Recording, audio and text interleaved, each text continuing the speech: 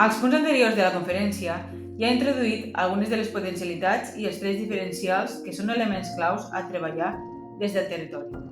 Us he parlat de localització privilegiada, de les potencialitats del nostre territori per desenvolupar ports logístics i ser claus en el tràfic de mercaderies, tant per ruta marítima com terrestre, utilitzant les infraestructures existents i sobretot les que s'estan acabant de construir.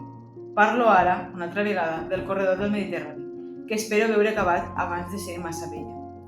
Us he parlat de la nostra riquesa natural i històrica i de l'alta qualitat de vida que tenim aquí, amb tots els serveis a pocs minuts caminant o en cotxe.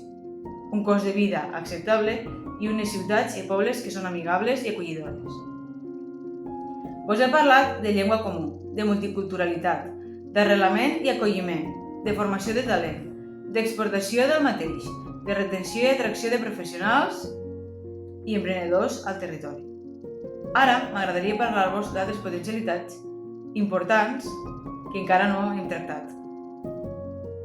Primer, el sector agroalimentari, qualitat, sostenibilitat i projecció internacional. Ja han comentat que som una terra de productes excepcionals: oli, vi, cítrics, arròs, ametlles, mel.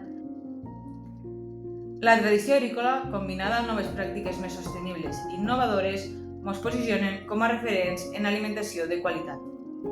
Les nostres cooperatives, petits productors i empreses agroalimentàries ja exporten arreu d'Europa i són molts els que estan començant a innovar, treballant amb nous cultius, usos alternatius de la matèria prima agrícola com embalatges a partir d'elements de l'arròs, cultiu d'algues i altres propostes d'economia blava, producció agrícola amb permacultura o agricultura regenerativa.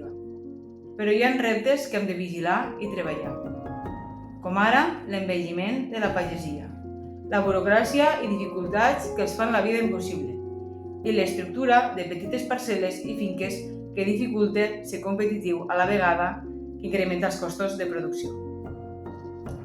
La segona és turisme sostenible i cultural. Som una combinació única de natura, història, patrimoni i gastronomia. El nostre territori és una joia encara massa desconeguda. Hem de fer-lo més conegut i estimat, però sense perdre l'essència, evitant, evidentment, turismes massificats i de baixa qualitat i rendiment. Des dels ports fins al delta, passant per pobles medievals, jaciments ibèrics, platges salvatges i espais naturals protegits, tenim tots els elements per crear una proposta de turisme pausat i amb ànima. Un turisme d'activitats esportives, saludable i autèntic. Apostar pel turisme sostenible és apostar per la qualitat de vida, la desestacionalització i l'arrelament de població jove. I si sumem la potència de les nostres festes, tradicions, llegendes i festivals, tenim un relat únic per explicar al món. El tercer és indústria i noves economies. L'àrea de la Ilercavònia té espais industrials, infraestructures logístiques i proximitat amb eixos estratègics com l'A7, l'AP7 i el futur corredor del Mediterrani. Però encara ens falta visibilitat i una aposta clara per atraure més indústria i innovació. La clau és diversificar i transformar digitalment, combinar el nostre teixit productiu i industrial amb tecnologia, l'economia circular, les energies renovables i els serveis digitals.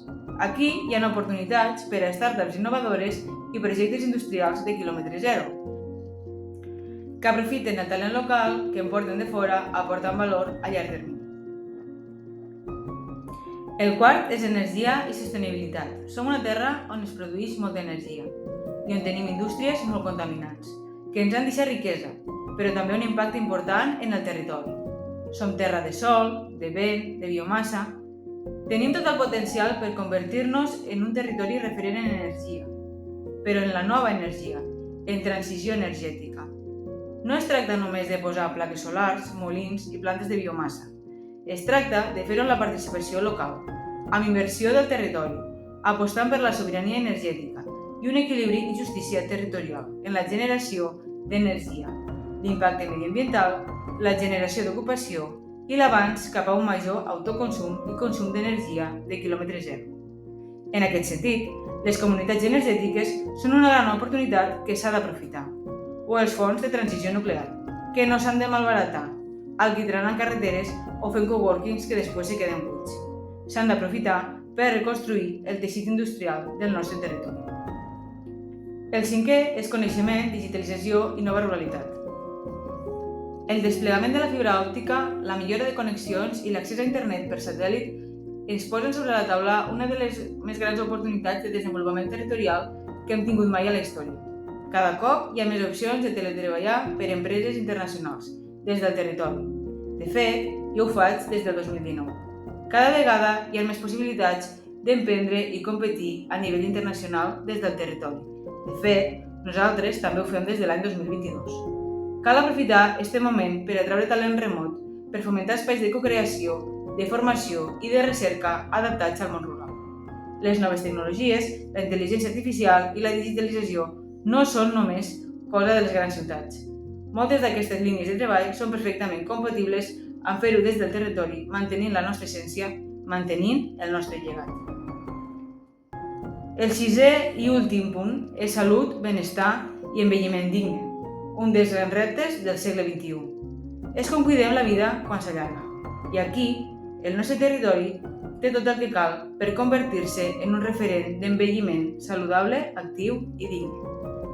La combinació de qualitat de vida ambiental, vida comunitària, alimentació saludable, ritme de vida pausat, entorns naturals i serveis sanitaris de qualitat ofereixen unes condicions immillorables perquè la gent gran pugui viure bé a casa nostra. Això no vol dir només tenir bones residències. Això vol dir apostar per models innovadors de cures.